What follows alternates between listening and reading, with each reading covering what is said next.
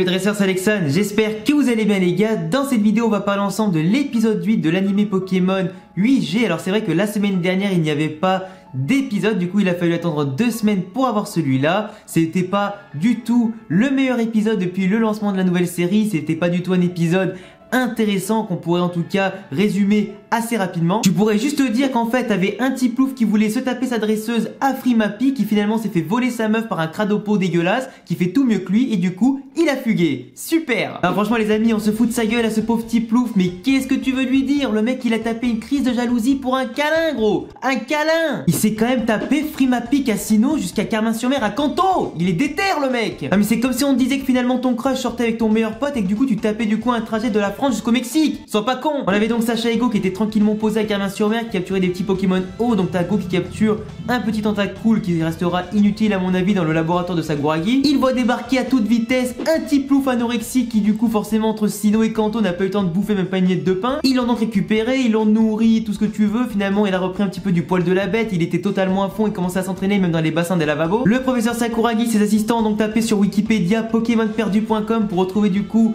tranquillement sa dresseuse qui était absolument paniquée comme tu pouvais le comprendre. Sauf que quand tu vois la dresseuse hyper relou, tu comprends que finalement aussi le petit plouf d'un côté il avait envie de se barrer. La meuf elle est pas maline, elle est empotée comme pas possible. Enfin du moment que tu vois que t'as des paires de lunettes qui tombent toutes seules, mais va chez l'opticien te les fait régler grosse. Arrête de les faire tomber 1 million de fois simplement pour les ramasser 10 millions de fois, ça sert à rien. Ou va mettre des lentilles de contact, je sais pas moi, flelou merde. N'empêche tu me diras c'est quand même une belle technique de capture. La meuf elle a fait tomber 2 fois ses lunettes dans l'eau pour avoir d'un coup un petit plouf et de l'autre côté un cradopo. Si elle a fait tomber une 3e fois c'est soit un Léviator soit un Kyogre hein. Sinon le plus intéressant dans l'épisode c'est simplement le fait qu'il y a une course organisée à Frimapi, du coup une course avec des Pokémon eau qui doivent faire du coup une espèce de grande course dans la banquise et tout ça. On a donc d'un côté Go qui a capturé un Baby Manta qui va participer, Sacha ce grand con qui va participer avec Pikachu qui n'est pas un Pokémon eau et qui va limite frôler l'hypothermie là-dedans, et forcément Cradopo et Tiplouf qui sont tous les deux en concurrence. On a un Cradopo qui n'est pas du tout de type eau mais comme on a vu juste avant, le mec a des meilleures compétences que Tiplouf, même pour nager, pour sauter ou tout ce que tu veux. On apprend d'ailleurs aussi que Tiplouf était le champion de l'année dernière et qu'il avait même battu un Pingoléon s'il te plaît, donc ça prouve quand même qu'il était quand même de base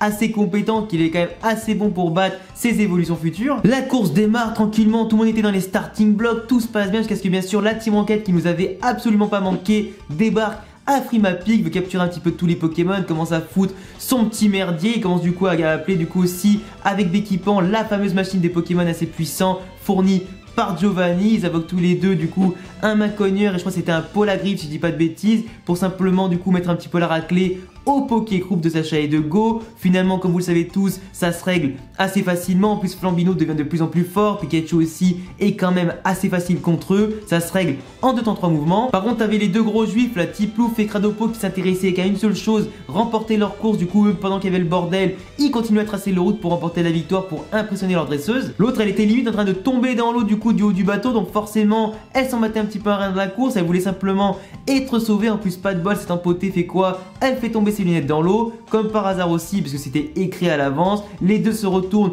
à ce moment là, ils vont sauver leur dresseuse aussi parfaitement pour ensuite aider tout le monde à niquer la Team Rocket. On voit quand même que certains ont leur des priorités, ou pas. Du coup la course a été annulée après tous ces événements, il n'y aura pas de vainqueur cette année, ils reviendront du coup l'année prochaine, pourquoi pas, pour retenter leur chance tous autant qu'ils sont. Cradopo et Tiplouf font la paix, la dresse en tout cas récupère ses 2 Pokémon, elle les aime autant l'un que l'autre, elle va essayer en tout cas pourquoi pas de partager son affection pour pas avoir une nouvelle crise de jalousie comme ça. Nos héros vont rentrer du coup forcément à Carmin-sur-Mer en attendant d'autres aventures qu'on verra du coup dès l'épisode 9. Donc voilà les gars, c'est tout pour ce court résumé de l'épisode 8, j'espère en tout cas que cette vidéo vous a diverti, vous a plu, que l'épisode aussi pourquoi pas vous a plu même s'il n'était pas forcément intéressant. J'attendrai en tout cas tous vos avis en commentaire. Je vous laisse également aussi vous abonner, cocher la cloche pour être au courant de toutes les sorties de mes prochaines vidéos sur l'anime Pokémon, les jeux vidéo, animés, manga et toutes sortes de choses. Vous avez aussi bien sûr le pouce bleu à me laisser les amis si vous voulez vraiment me motiver à sortir davantage de vidéos, ça me fera super plaisir, ça vous prend un clic et ça me fait hyper kiffer, tout comme votre abonnement.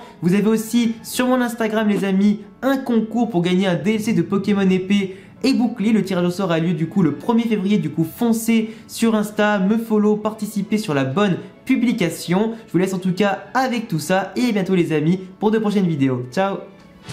Ensemble pour toujours et même un peu plus, amis jusqu'à la fin des temps. Aujourd'hui et demain, c'est une certitude.